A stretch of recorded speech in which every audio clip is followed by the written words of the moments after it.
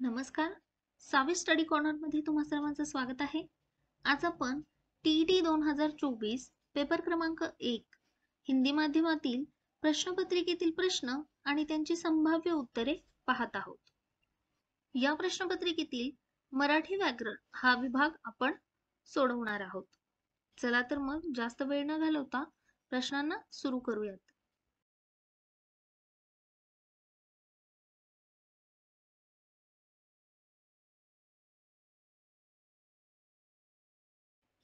या प्रश्नपत्रिकेचा सांकेतांक आहे 401. माध्यम हिंदी. आपण मराठी व्याकरण बघणार आहोत, त्यामुळे आपल्याला पुढील प्रश्न बघायचे आहेत.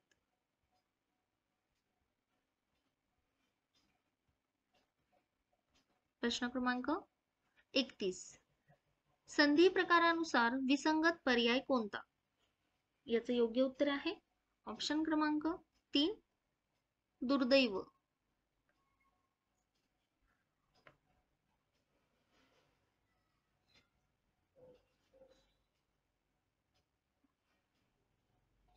पुढील प्रश्न. पुढीलपैकी अकर्मक कर्तरी प्रयोगाचे वाक्य कोणते? याचे योग्य उत्तर ऑप्शन क्रमांक 1 डोंगरावर हिरवेगार गवत उगवले होते.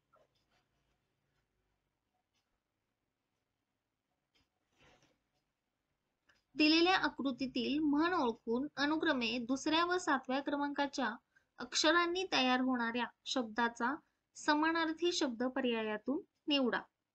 आता या ठिकाणी या चौरसांमध्ये तुम्हाला काही शब्द दिलेले आहेत. यावर आधारित एक म्हण तयार करायची आहे आणि या म्हणीनुसार दुसऱ्या आणि सातव्या क्रमांकाच्या अक्षरांनी जो शब्द तयार होणार आहे तो या शब्दांचा समानार्थी शब्द असेल.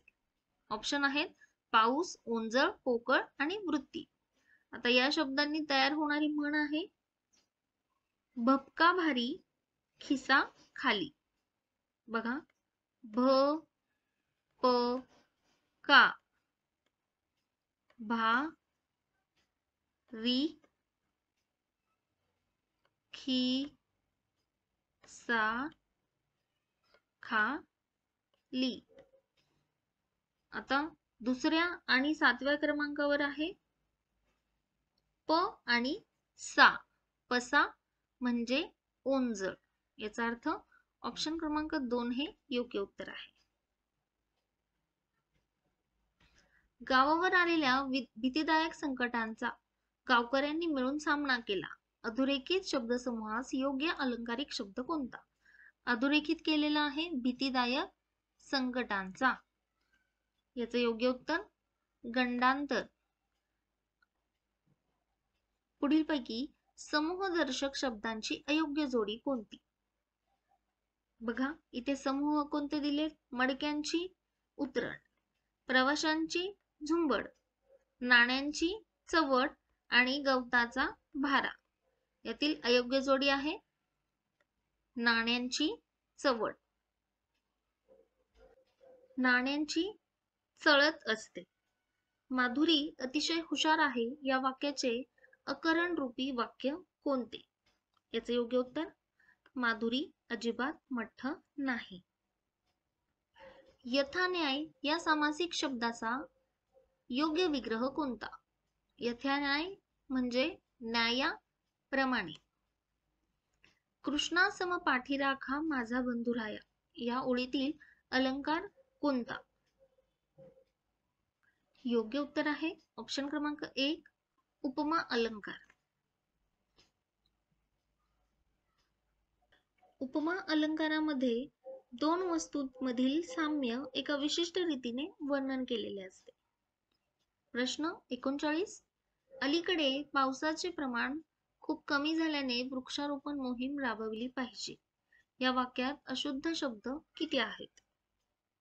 बघा, या ठिकाणी अलीकडे याला लीला दुसरी वेलांटी हवी होती.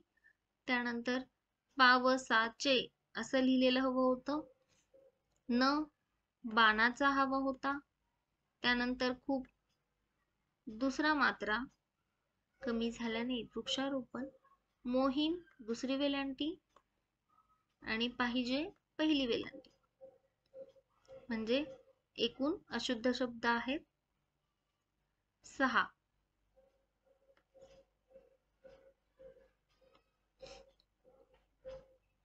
मी विचारले तुम्ही देशावर प्रेम करता म्हणजे काय करता? या वाक्यात किती विरामचिन्हे येतील? याचं योग्य उत्तर बघा.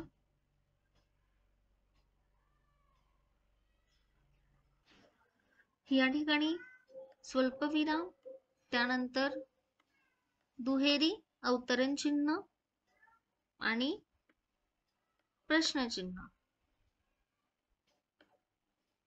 याचा अर्थ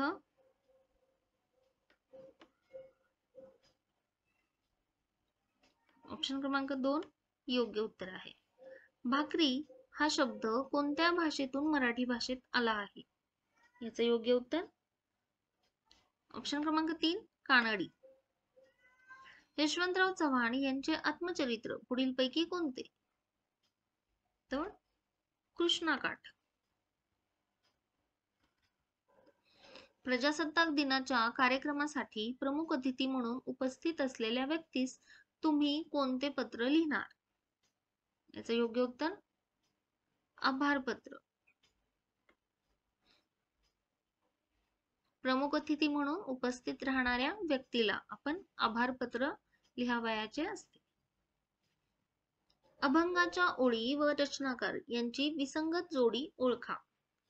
याचं योग्य उत्तर आहे ऑप्शन क्रमांक 4. या ओळी आहेत संत कान्होपात्रा यांच्या. प्रश्न क्रमांक 45 ते 47 हे या कवितेवर आधारित आहेत. यासाठी तुम्ही स्क्रीनशॉट घ्या किंवा तुमची प्रश्नपत्रिका पहा. देवाने डोळे का मिटले असावेत? याचं योग्य उत्तर झालेली जीवितहानी पाहून. कवितेतील प्रेषित या शब्दाचा अर्थ कोणता? उत्तर ऑप्शन क्रमांक 4 देवदूत.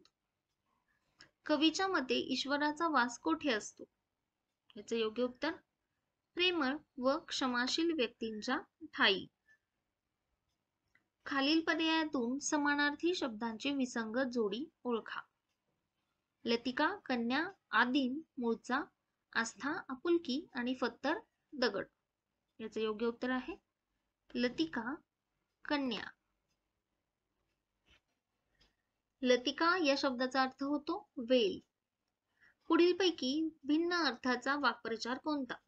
धाबेदनाने पोटात गोळा येणे, अंगाचा थरकाप उडणे आणि अंगाचा तिळपापड होणे.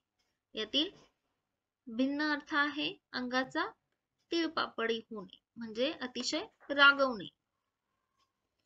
विरुद्धार्थी शब्दांची अयोग्य जोडी कोणती? याचे योग्य उत्तर ऑप्शन क्रमांक 4 टवटवीत मलूल.